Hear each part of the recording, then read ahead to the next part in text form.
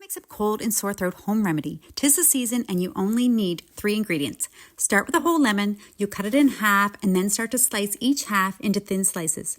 You have the option to remove or leave in the seeds. Just know if you leave them in, it makes it a little bitter. We used to take them out, but I love it with them in as well. So to make it easier, I now leave them in.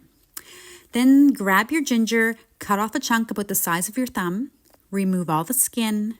Don't worry about being exact, but get the majority off. Then start slicing the ginger just like you did the lemon, but then cut the slices into small chunks.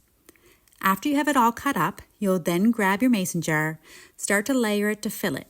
Start with the lemon, place 4 to 5 slices on the bottom, then grab some ginger and sprinkle on top. Then you'll grab some more lemon and place on top of the ginger, and then more ginger and place on top of the lemon. Continue to layer them just like that until all is inside the jar. Then just simply grab your honey, non-pasteurized is best, and pour some on top. Grab a knife and start to slide it down the sides of the inside of the jar to help the honey get to the bottom. Then add some more honey. Go in with the knife again to get the honey to mix all the way down. Continue to do this until the honey is all the way through, then just top it off with some more honey and close up the lid. Place the mixture inside the fridge, and for the next couple days, whenever you go into the fridge, turn it upside down, and then the next time you go into the fridge, turn it right side up. This will help the honey mix with the juices of the lemon. Also, before you use it, give it a good shake.